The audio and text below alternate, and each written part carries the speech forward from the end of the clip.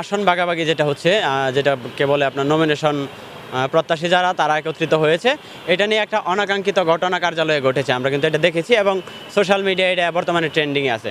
এখন এইটা নিয়ে আমি একটা কথা বলি, দেখেন দলীয়ভাবে যদি না বলি, আমি যদি একজন সচেতন নাগরিক হিসাবে বলি, তাহলে এই দেশের রাজনীতিটা পরিবারতান্ত্রিক রাজনীতি।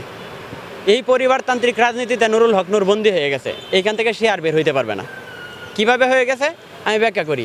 যেমন আওয়ামী লীগের রাজনীতি গোপালগঞ্জে বন্দী, বিএনপির রাজনীতি বগুড়ায় বন্দী, আর এই নুরুল হক নূরের রাজনীতি পটুয়াখালীতে বন্দী। এটার ব্যাখ্যাটা কি আমি বলি, 2018-তে কোটা সংস্কার আন্দোলনের মাধ্যমে এই নূরের পরিচিতি লাভ, নুরুল হক নূরের পরিচিতি লাভ। সে আন্দোলন পরবর্তী সময়ে একটা ছাত্র সংগঠন করলো, যেটা হচ্ছে ছাত্রদের অধিকার নিয়ে কথা বলবে। হাসান আল মামুনকে নিয়ে, এবং এই যে বর্তমান আক্তার হোসেন যে এনসিপির, তারপর হচ্ছে আদিব আরিফ এনসিপি, এই আপনার আসিফ মাহমুদ, নাহিদ ইসলাম সহ আর বেশ কয়েকজন আছে, তাদেরকে নিয়ে একটা আলোচনায় বসলো যে একটা রাজনৈতিক দল গঠন করা উচিত। এই দেশের যেই পরিস্থিতি, এই পরিস্থিতিতে একটা রাজনৈতিক দল গঠন করা উচিত। তৎকালীন সময়ে একমাত্র রাজনৈতিক দল গঠন করে গণ অধিকার পরিষদ, আর এই গণ অধিকার পরিষদই ওই সময় একমাত্র যেই আপনার বিরোধী দলের মতো কাজ করে গেছে, আওয়ামী লীগের দুঃশাসনের বিরুদ্ধে বা বিভিন্নভাবে কাজ করে গেছে। এইগুলো নিয়ে আমাদের কোনো অভিযোগ নেই। অভিযোগটা হচ্ছে যখন টিএসসিতে নুরুল হক নূরকে ছাত্রলীগ পিটায়, তখন তো কেউ পটুয়াখালীর ছিল না। যখন এই যে মৎস্য ভবনে নুরুল হক নূরকে পিটায়, তখন তো কেউ আপনার পটুয়াখালীর ছিল না।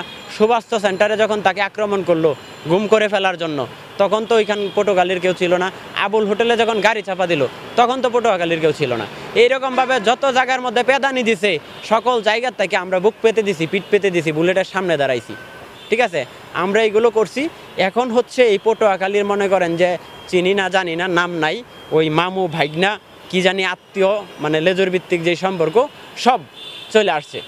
তো এই কারণে এই নূরের রাজনীতিটা হচ্ছে পরিবারতান্ত্রিক রাজনীতিতে চলে গেছে, পটুয়াখালী কেন্দ্রিক রাজনীতি হয়ে গেছে।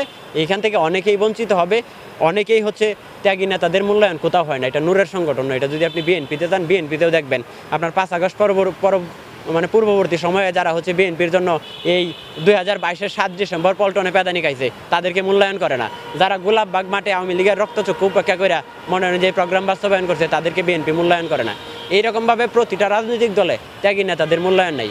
এখন আপনি প্রশ্ন করতে পারেন যে নুরুল হক নূরের রাজনৈতিক ভবিষ্যৎ কী? নুরুল হক নূরের রাজনৈতিক ভবিষ্যৎ হচ্ছে সে তার ডান বাম সামনে পিছে থেকে যদি তেলবাজ সরায় না দেয়, তার পিছনে যে তেলবাজগুলো আছে, এই তেলবাজগুলো যদি সরায় না দেয়, তাহলে তার রাজনৈতিক ভবিষ্যৎ হচ্ছে অন্ধকার। আর একটা বিষয় হচ্ছে, নূর যদি তার সেই পূর্বের অবস্থান যেটা ছিল, এই অবস্থানে যদি ফিরে আসতে পারে, তার রাজনৈতিক ভবিষ্যৎ সুন্দর। এখন আসেন, ভোটের মধ্যে বিজয়ের সংখ্যা কত, নূর কয়টা আসন পাবে, বা নূরের ভোট কতগুলো আছে? ভাই, আওয়ামী লীগের শাসন আমলে এই দেশের মনে করেন যে 18 কোটি মানুষের মধ্যে 17 কোটি ছিল নূরের ভোট।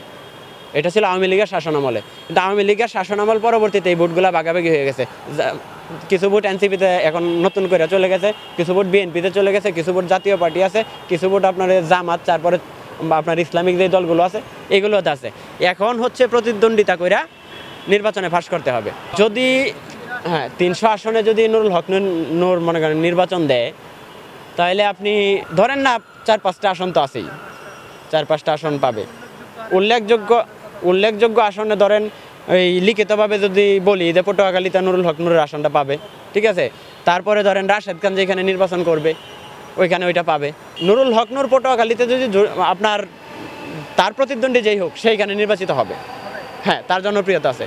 কিন্তু যদি রাশেদ খানের বিষয়ে আপনি প্রশ্ন করেন যে রাশেদ খান কি কোনো একটা হেভিওয়েট প্রার্থীর সাথে প্রতিদ্বন্দ্বিতা করে পারবে কিনা, বিশেষ করে আপনার বিএনপির সাথে, আমি বলি ওইখানে জামানত হারানোর সম্ভাবনা আছে। হ্যাঁ, আমি বলি এখানে জামানত হারানোর সম্ভাবনা আছে।